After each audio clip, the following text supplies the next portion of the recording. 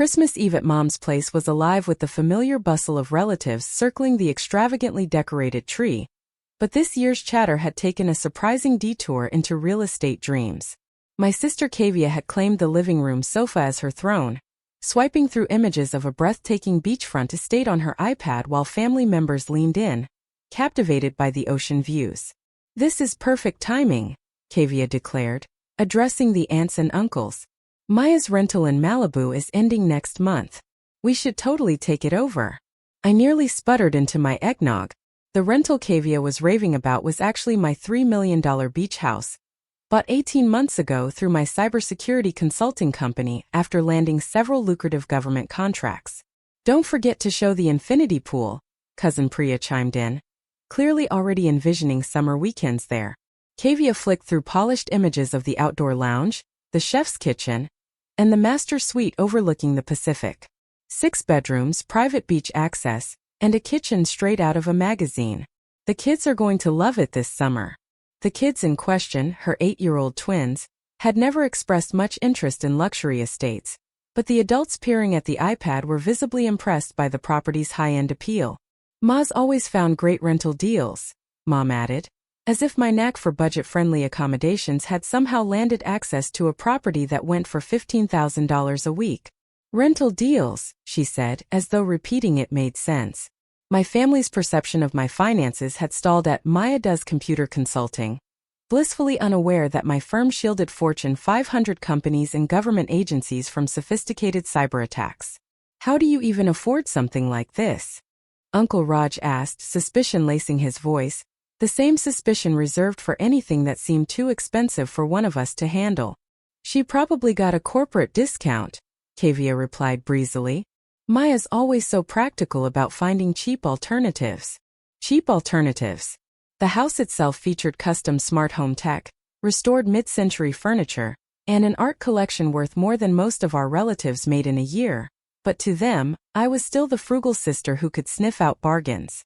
"Well, we'll have to plan the transition carefully," Kavia went on, acting as if my lease expiring automatically entitled her family to move in. "I've already booked movers for our summer wardrobes." Summer wardrobes. Apparently, Kavia was already mapping out a permanent relocation to my beach house, assuming family members could just swap living spaces at will, with no consultation or legalities needed. Then my phone buzzed. A security alert from the house. Motion detected at the main entrance. Unknown vehicle in the driveway. Someone had apparently been scouting my property without permission. "Kavia," I asked cautiously, "have you been to the house recently?" "Yesterday," she said casually, like it was no big deal. "Had to measure the kids' rooms and check the kitchen layout." "Don't worry, I used the spare key under the planter." There was no spare key under any planter. My house was protected by biometric scanners, encrypted keycards, and facial recognition. Whatever Kavia had done yesterday was technically illegal. It wasn't my property. The confusion only grew as Kavia continued describing her inspection to relatives who eagerly absorbed every detail of the luxury accommodations she assumed would soon be at their disposal for family vacations. "The master bath has a soaking tub with an ocean view," she told Aunt Suda, swiping through photos that were unmistakably from my home. "And the wine cellar is fully stocked with premium bottles."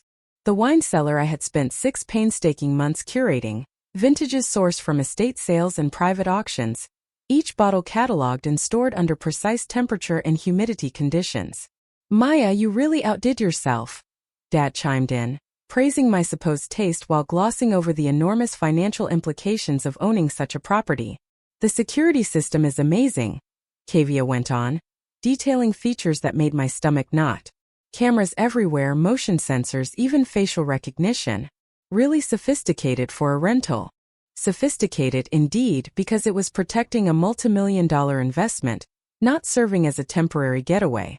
The very system she admired was simultaneously sending alerts to my phone about intrusions. "Did you notice any technical issues?" I asked, trying to understand how she had accessed a property protected by systems I personally oversaw.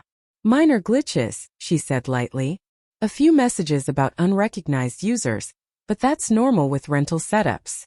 Unrecognized users, my system's way of flagging intruders, while Kavia assumed she was encountering a trivial tech hiccup. My phone buzzed again. Security alert. Unauthorized entry detected. Facial recognition failed. Owner verification required. By the middle of Christmas Eve, it became clear that Kavia had mixed up my beach house with another property entirely. The rental she had planned to claim was someone else's vacation home. Similar enough online to fool her but entirely unrelated to me. Kavia, I said carefully.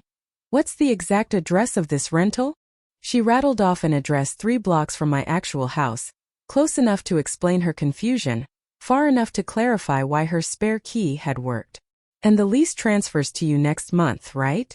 The property management confirmed it. I asked. Absolutely. Very professional, she said confidently. They even said the current tenant was excellent. Current tenant. Someone else entirely whose lease had nothing to do with our family or my property. At that moment my phone rang.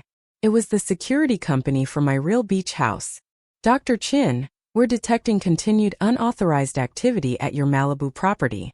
Should we dispatch security? The room fell silent as family members overheard the conversation that would finally untangle the misunderstandings about ownership, leases, and vacation plans. Actually, I said, putting the call on speaker, I think we need to clarify exactly which property my sister has been visiting. The security company's voice cut through the festive chaos with precise authority. Dr. Chin, multiple unauthorized entries have been logged over the past week. Facial recognition has been recording. Unknown people were entering the property. Dr. Chin, should we treat this as a security breach? Kavia's voice faltered. Wait, who's Dr. Chin? I am, I said, watching my family's faces shift from festive cheer to utter disbelief. It's my house, Kavia. The beach house you've been scheming to take over. Her iPad slipped from her hands, clattering onto Mom's polished hardwood floor as the realization hit. My house? Maya, you can't possibly afford a place like that. $3.2 million, I replied calmly. Paid in cash 18 months ago through my cybersecurity firm's real estate investments.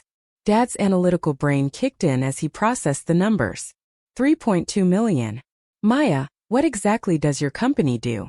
Government contracts, Fortune 500 clients, cybersecurity, international data protection. Last year's revenue was $47 million. The room went silent, broken only by the persistent ping of security alerts on my phone and the twinkling Christmas lights that suddenly felt out of place. But you drive that old Honda, Mom murmured, clearly struggling to reconcile my modest car with multi-million-dollar property ownership. Dr. Chin, the security officer's voice continued through the phone speaker. We're also detecting photos being taken inside the property and discussions about renovations. Should we file a trespassing report? Kavia, I asked evenly, what property have you actually been visiting? Her hands shook as she picked up the iPad and opened the address details, desperate for a way to escape humiliation. 1742 Ocean Drive, she read aloud. My house is 1798 Ocean Drive, the wrong house entirely. For an entire week, Kavia had been wandering around someone else's home, planning renovations and promising family vacations in a beach house that belonged to complete strangers. Security, please coordinate with Malibu police, I instructed. We have a family member who's accidentally trespassing and needs to return any keys she may have found. Christmas Eve had just taken a dramatic turn. The fallout came swiftly, far beyond anyone's holiday expectations. Kavia's week of unauthorized visits resulted in police reports and very awkward conversations with the actual owners, who had been puzzled by the strange inspections. The moving company she had contacted demanded cancellation fees, since no legitimate contract existed. Her children's excitement over their new beach house turned into disappointment as she struggled to explain the mix-up, carefully avoiding admitting her complete misunderstanding of property law. Most importantly, my family's assumptions about my finances were permanently corrected. Uncle Roger's suggestions for helping me find better housing clashed with a portfolio spanning 5 properties in 3 states. Mom's book club friends, who had once been casually invited to beach house gatherings, now needed security clearance to attend. 6 months later, I hosted the first official family gathering at my real beach house. Kavia attended as a properly vetted guest, Having finally learned that vacations require legal property access, not wishful thinking, the security system still sent alerts about trespassers, but now they were just overly curious neighbors instead of family members plotting a premature relocation.